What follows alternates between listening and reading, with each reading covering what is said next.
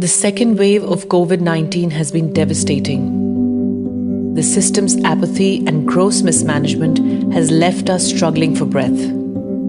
But thankfully, all is not lost yet. We've seen innumerable faceless, nameless heroes who've come forward to help those desperately scrambling for basics and who've restored our faith in humanity yet again.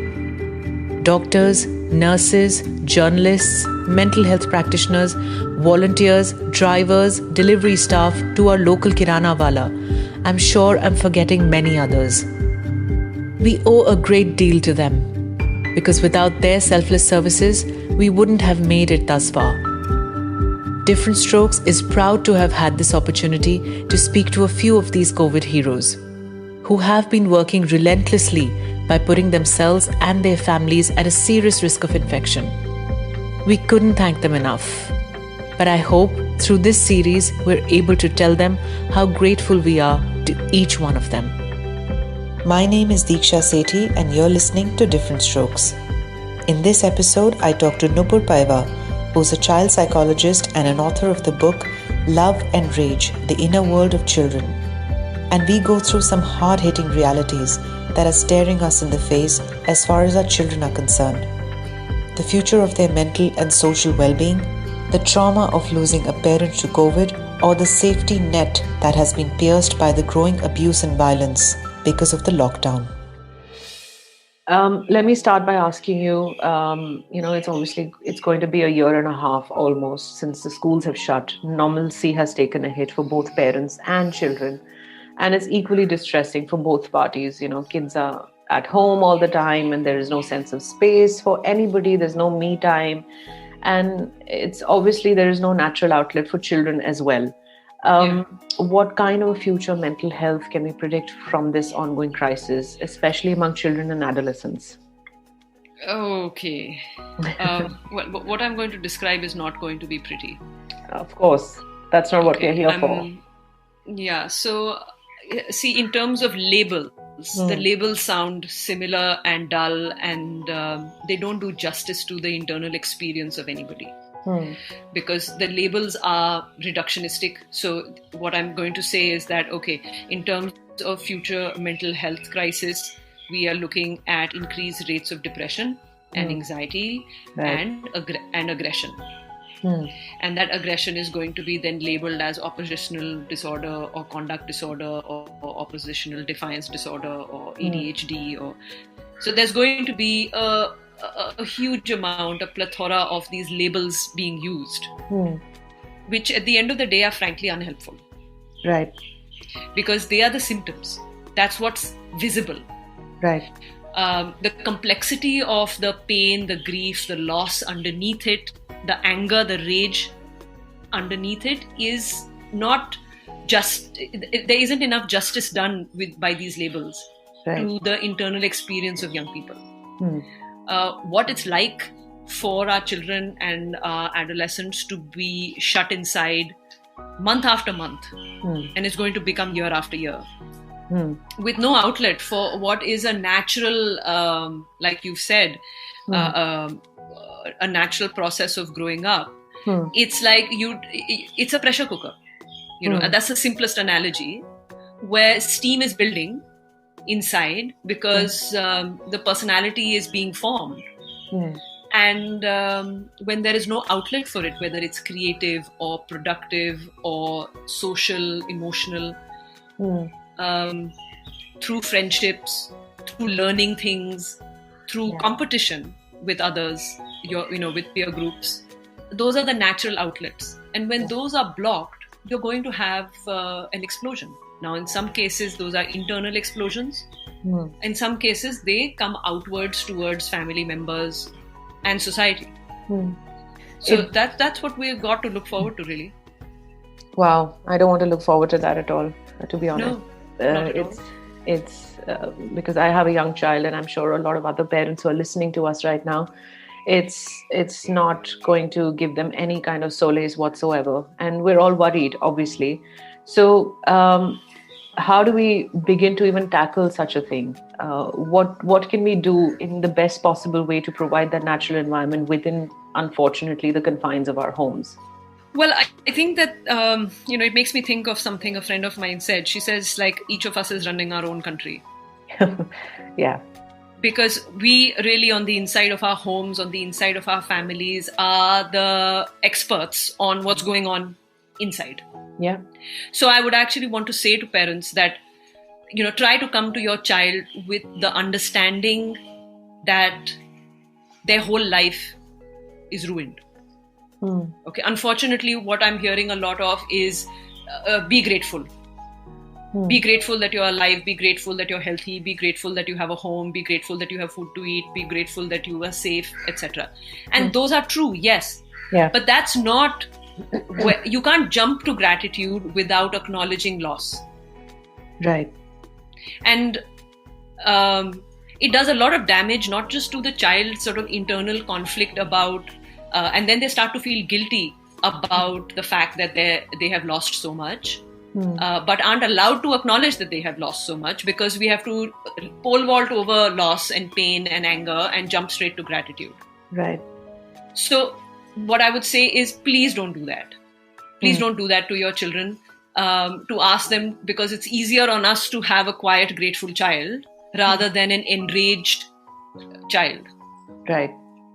Because the anger is going to come out at us, obviously. Where else is it going to go? Of course. As the parent, we are the one who has to bear this child's rage that there is no school, they've lost their friendships, there's no way to connect to people, and everything has become sort of virtual and one-dimensional.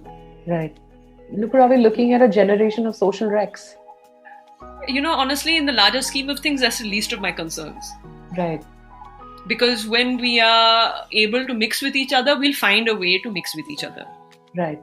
The wreckage is going to take place within families, because the fault lines of how we are looked after, how we interact with each other within the family home is what's going to become painfully clear. Right.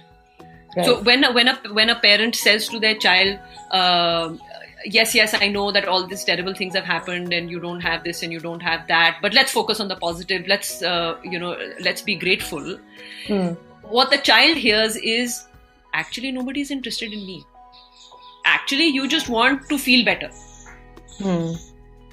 And everybody. Yes. Yeah. But what we know as mental health professionals is that we don't actually get to feel better by denying what is painful. Right. And that is the basic bread and butter everyday work with children and adolescents as a mental health team, is acknowledge reality. Yeah. Acknowledge reality. Acknowledge reality. Even if it is awful and painful, acknowledging reality is the basis for mental health. Denying reality is the basis for mental ill health. Right. So I hope that answers your question about what can we do, is to really acknowledge that your children are angry, they are in pain, they are upset, they are bored. Yeah. They are lacking stimulation. Yeah, of course. So let's try and simplify this for parents who are listening to us, and even caregivers for that matter. Yes. What are the first step is, of course, acceptance, like we've spoken about. What is the next step? How do we then convert this into something more positive and engaging? Like I asked before, how do we create that kind of setup at home and try and engage the child in a more positive manner, and channel those energies rather than let it build into rage? See, the long and short of it is, you have to spend more time with your child. Now, that may or may not be possible. Yeah. Because we've got, we may work, we may have household responsibilities, we may have other people to take care of. And let's face it, a lot of us, we sent our children to school because we would get 6 hours of peace. Right. Right. And that's gone now. Yeah, that's gone. Right. And equally, the child had 6 hours of peace away from mummy or papa or dadi or nani or the masi or somebody chewing their brains. Of course, all the helicopter parenting is obviously bad. That's right. They'd go to school and be like, okay. No. And now, when I come back 6 hours later, I can remember my affection for you. Right. Yeah. So, yes, we need breaks from each other. Yeah.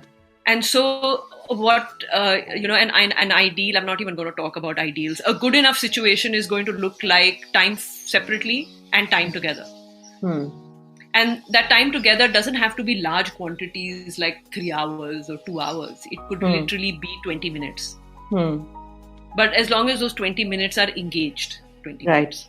With eye contact, no interruptions, no phones to distract you, where you are really responding to the child. Now, it could be a young child where you're sitting on the floor and playing with toys, or it could be an older child where you are having a chat. And that's separate from engaging them in household tasks like, come and help me wash the dishes, or let's kapde dho ke isko bahar tangne hai kind of thing. Okay. So what I'm saying is fun and light. That's right. Yeah. What we found ourselves recommending all of last year, which was not as grim as this year, was actually pillow fights. Right. But tell me something, Nupur. I don't want to come back to the situations at home. Obviously, the situation is not pretty. Parents are burnt out. There's really no mental capacity to even think of things like these, but obviously, like we, at the beginning, we said that, children are obviously at the receiving end of all of this that's happening. And they're somewhere lost. So, obviously, family setups can maybe rescue a situation or hamper it. Depends on how the families are also structured. Nuclear families, maybe there's more pressure because there are fewer hands, helping hands. Larger families might, there might be somebody else who can come to the rescue and fill in. But how do we really advise those parents to, probably set some time aside, try and set some time aside for the children? It's difficult. Yeah, but I'm literally saying 20 minutes. Right. Even if you are playing cricket in the balcony. Right. Yeah, it's... but the key with children is consistency and reliability. So if you can do 15 minutes, but you can do 15 minutes every day, that is actually good enough. Okay. That's a good start. I do want to talk about the red flags now, especially in, any deviations in the behavior. How does one pick that up, being a parent or a caregiver at home? What are the obvious signs? There are as many signs as there are children, honestly, because there's no end to the creativity in which things come up. The most normal reaction these days, widespread, is children are giving more voice to their fears of death. Okay. And they're actually being able to say out loud that, I'm afraid you're going to die. That's going to let you know that there's something going on with them. Then children who are just grumpy a lot of the time. Children who are picking fights with their siblings or with others, or just getting into arguments. I mean, I'm saying when this is uncharacteristic of them. Right. Or children who are becoming very, very quiet, going into their rooms, spending hours on a screen, not interacting with the human beings that are there in reality. Right. Becoming extremely immobile, like you find a couch and sit on it and you just keep sitting on it. 6 hours later, the child is still on that couch. Right. These are subtle things to pick up because, a child on a couch for 6 hours isn't really bothering anybody and it's quite easy to miss. Like the acting out child who's picking arguments, of having a fight or throwing a tantrum or just whining endlessly is more easily heard. Right. And that's pretty much the plan. Like, hear me. So with children, the thing is that, yes, your question is really great because their actions are the communication. And usually what they end up hearing is, don't do that. Right. Which is basically, again, I'm not interested in figuring out what's going on behind this communication. What does your communication mean? Basically means, please just don't do this. Just shut it. It's very interesting what you're pointing, actually, because a lot of times we hear a lot of parents complain. I'm one of them probably, to say that, there's too much screen time, there's watching too much television, like you said, just plonk themselves on a couch or a TV, in front of the television, and they're just hardly moving, and they're okay doing that, and they're not bothering anybody. But obviously, deep inside, we know it's not healthy for them because it's just excessive screen time. But it's a double-edged sword. I would rather have my son watch extra TV than just him wandering around whining in the house and distressed. So how do we create that balance or find a middle ground there? See, we have to acknowledge what the screen does for all of us, not just for children, right? It's a tranquilizer. Basically, it lulls you off away from your distress. Yeah. And you zone out. Now, when that TV thing is cut off and you zone back into yourself, that's when all the whining and the che starts. And I think many parents would be aware that when you get your child off a screen, they're actually in a terrible mood. Absolutely. Yeah. Yeah. And that's a good place to start wondering, oh, maybe this was too much TV time. Because it's not relaxing. It's zoning them out. But, we all have to zone back in at some point. Right. Yeah, when we do zone back in, or when the child does zone back in, that's when the whining starts again. So that's actually our clue that this television time, though, is very convenient for both the child and for the family because you get some peace. Yeah. It might be coming at a cost that we don't like. That's actually a very interesting observation, because I was going to ask you the same thing. That's very convenient for parents as well, that acha aap TV dekh thodi der meri jaan mat kha, because they are also frustrated. They're really burnt out, and they're like, just be in your room, watch TV, and just let me be for some time. A lot of parents end up resorting to that, and obviously they are carrying that kind of guilt as well. But what do we do? Yeah, and I think that it's fruitless to try and get into blame or like it should not, because the word should is really unhelpful. Right. The fact of the matter is that adults are human, the children are human. Yeah. So and parents do need a break, and if the screen helps to have that break, that's fabulous. But the thing is that it needs an endpoint. Right. And it needs an endpoint that is pre-decided. Right. So it's that vagueness around thodi der dekh le, that is downhill from there. Because thodi der is not a boundary. Right. Oh God. It's such a mirror, it's I can't help but laugh. Right. Yeah, because what we all do that. What we don't realize is that actually children have no idea about time. Okay, my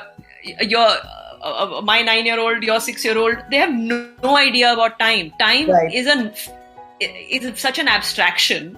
What is 5 minutes? What is 30 minutes? What is 1 hour? There's no concept of that. Right. So it has to be a very concrete boundary, like an alarm goes off, or you put the television on sleep and it actually just shuts after 60 minutes. Right. A television, screens are smart these days. They can do this for you. You put a timer on it. Right. It's called whatever, screen time and everything, and then it just like self-destructs after a while. Okay, I wish it could do that. Because all I end up saying in the house is, I'm going to throw this TV out of the window if you don't shut this. No. Yeah, it has a sleep mode. Honestly, Diksha, I'm telling you, your television has sleep mode, and you switch that on, and after 60 minutes, it will just go off. Right. I'm going to do that today. Okay, good. That's very helpful. So what your laughter is reminding me that what we forget as parents is that children need boundaries. They need boundaries. Right. Okay. They're not going to have fun with them, but they need them. Understood. At least until they're mature enough to understand on their own and set their own boundaries. That's not happening till they're about 20. So good luck with that. Right. It's just that, their boundary is going to keep changing. At 16, it's going to be about what time to come home. At 18, it's going to be about, you want to buy that, you please spend your own money on it. At 20, it's going to be, what are you doing with your life? Right. But these are all boundaries. These are all things that the child is going to come up against, crash into, disagree with, argue with, but that doesn't mean it's not needed. Right. No, you're absolutely And in right. fact, one of the ways in which we really abandon our kids is by not being consistent with the boundaries. I'm so glad you're saying all of this, because this is like an eye-opener for me, and I'm sure a lot of other parents who are just, really don't have the mental capacity right now to deal with all of this that's going on. But unfortunately, we need to. We do have boundaries to make children feel safe. Right, absolutely. Because it provides a structure, a reliability, and a consistency. And those are the main sort of coordinates of safety for a child. The same thing is going to happen every day at the same time. Right. Yes, it's very boring. But guess what? It makes my life look consistent. Yeah. And especially right now, when the 7 o'clock school bus, the 12 o'clock lunch bell, the 2 o'clock return home from school thing has shattered. Right. There has to be some things that, work like clockwork, whether it's bedtime or whether it's mealtime or whether it's, look, at this time we're going to all come together and have tea or do yoga but there is some structure to the day, there is some structure to the time, and it is enforced by somebody. Right. I think that enforcement is also important, and the way it is done is also very important. Sometimes it's not done in a positive manner, hence it's not received well. So what is the best way to enforce that kind of structure? Oh, Diksha, that's a very tough one, because that's an intergenerational problem. I mean, we all suffer from it. We all grew up in a system that told us what we should do and have to do, and stuffed it down our throats and demands compliance. Yeah. Right. So inevitably, from the government downwards, we and our education system, we are brought up like that. Yeah. And if you don't comply, you could be in jail. If you don't comply, you could be standing outside your classroom. If you don't comply, you could get punishment of some other kind. So compliance is really upheld in our society as a very wonderful thing. And no matter what I say here is not going to change that. Right. But what's the simplest way we can tell our parents, audiences here, what is the simplest way and the most positive way to enforce that structure? I know it's difficult, but let's try. Well, it's the longer way around, which is negotiation. Right. Which is explaining to them, look, these are the reasons why this is necessary. And try it for a while. Let's do 2 weeks of this. And then we can keep talking about it. Right. And yes, you may not like some things, and it's open to discussion. And basically to kind of look at it as it's a two-way thing. Right. You're providing something, but actually it's of no use to anybody unless there's a recipient at the other end. Right. And this is a relationship to maintain, right? Yeah. So I think what I'm also hearing is it's very important to respect what the child is voicing out, because a lot of times parents are just, like you said, shoving things down their throat to say, "Ye maine bola hai to ye karna hai." I don't think that works very well for the child, because then he's just forced to do it and he's not in a happy space or a healthy space that way. So if a child and the parent can talk like two mature individuals and respect each other's feelings, I think that's probably the way forward. Yes, and the child will learn to respect their parents' feelings if they feel that their feelings are being respected. Right. Yeah, of course, it's a give and take.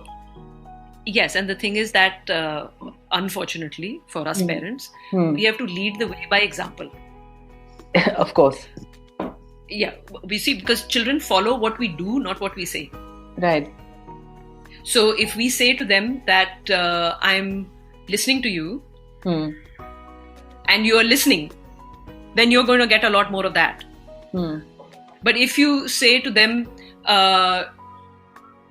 speak to me with respect, and then continue on a lecture after that and say, yes, I'm listening to you, but there's no listening taking place. Right. They can see through that. Yeah, you have to walk the talk, of course. I mean, there's no. Yes. Because otherwise we have no credibility. Yeah, of course. Right. Of course. And when a parent loses credibility, that is pretty much the worst thing that can happen. Nupur, I want to go back to the point of safe spaces that you mentioned, and I do have a very difficult question to ask you. There's obviously a very ugly side to this lockdown as well, which is abuse. Yeah. And violence among children, right? That's happening. Are you seeing a surge in these cases? I think we know world over that there is a surge in these cases. Right. Mainly it comes from the data that's coming from helplines, which are anonymous, and but there is a way of stacking up the numbers, the stats. So there is no doubt that a family by itself, a family unit by itself is not a precondition for safety. Yeah. There are all kinds of, and a gathering of human beings living under one roof does not equal to family. It does not equal to safety. So those things are showing up. Yes, there's no doubt about it. Whether we're seeing it coming into the clinic, not so much, because actually, because mental health provision is so thin on the ground, and especially when it is privatized, like my team, you actually require family support to be able to come to such a service. Right.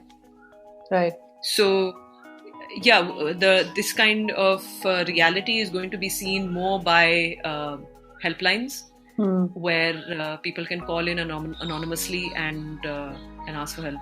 Right. And I don't even know where to, begin by asking you how does one help these children, because they're obviously in a very bad place. Yeah, this is a very difficult one, Diksha, because the thing is, it's not the first thing, of course, is the physical safety, which in itself in current situations cannot be guaranteed. As it is, India doesn't really have a social safety net whereby children who are in a dangerous situation at home can be removed from the home. We don't actually end up, we have POSCO, but that has a very long-winded way of going about it. We don't actually have something like social services or foster homes or such a system that's embedded that can swoop in and help a child. Secondly, so it tends to be the network themselves, right? The family network. Okay. It's like you said, it's a difficult one and probably requires a separate discussion on its own. But sorry, you were going on. So please continue. No, I was just saying that it's the family network, and that comes in to help the child. Right. We're looking at it just from the child's perspective, and that sort of varies. Right.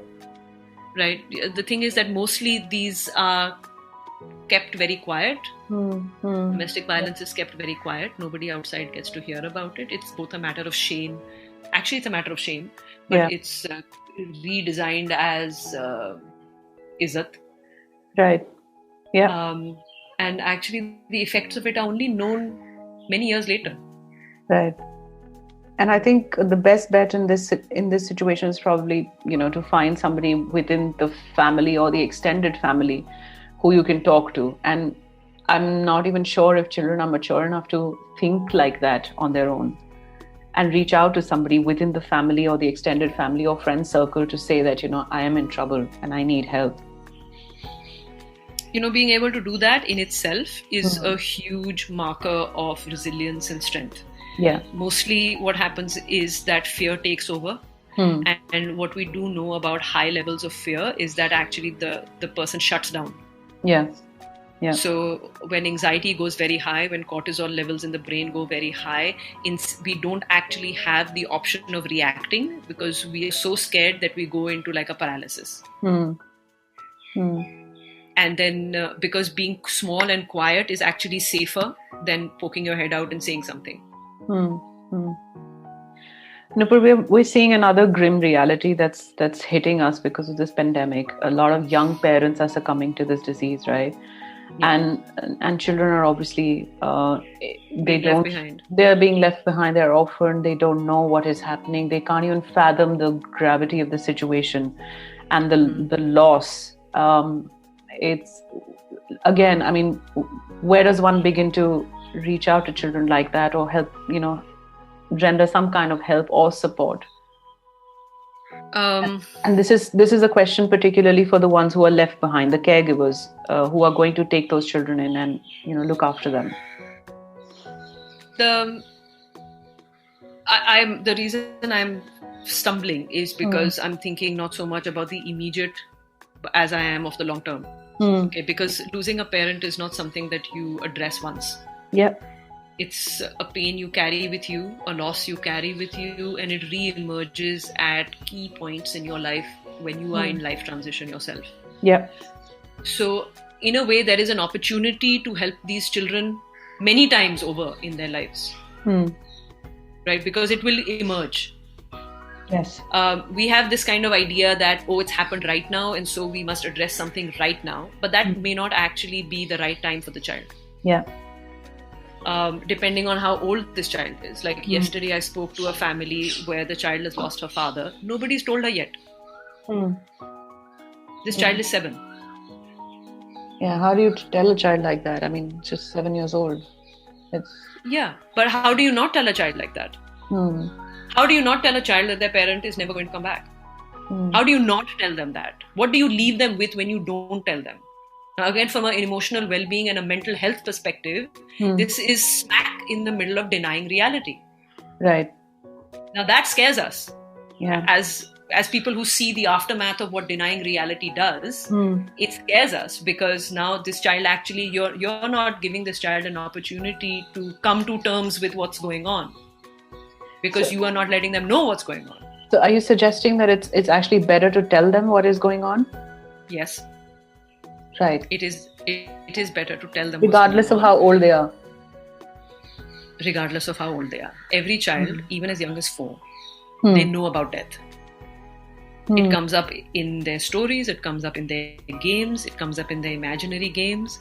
Yes, there's a lot of, you see, young children are very attuned to their parents. And if there is a parent who's left behind, or caregiver who is with them, their main concern is going to be watching this caregiver's face and picking up from them, okay, what can they handle, what can they not handle? And they will adjust their reactions accordingly. So, for example, for this child yesterday, whose family I spoke to, the child is 7 years old. She's lost her father. She hasn't been told this in these words, but actually she's also lost her mother because her mother is in no state to interact with her. Right. So actually this child has lost both parents. And the family is saying, but she looks okay, she's just busy playing. Yeah, now, that's a very common reaction. You're falling for it. You're falling for the facade this child is putting up, which is basically designed because she can see that her mother can't handle it. For that 7-year-old, her mother is the most important person. Yep. And so she will do everything to make sure her mother is okay, including hide her own feelings. Right.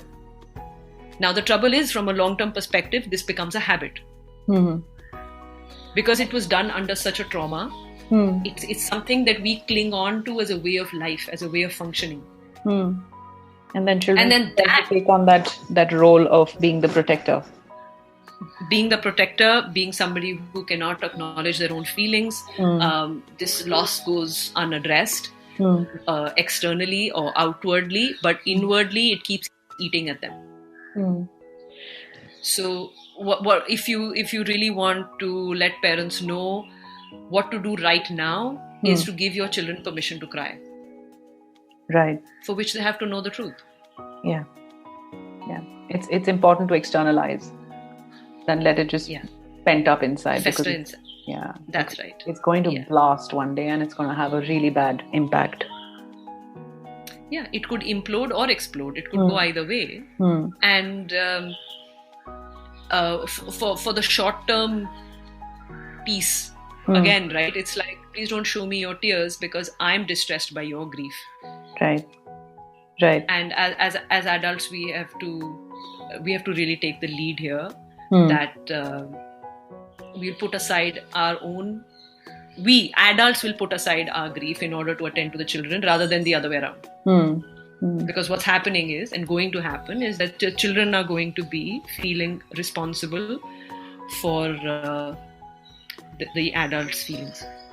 As is, it's like that all the time. It's just now going to be really in our face.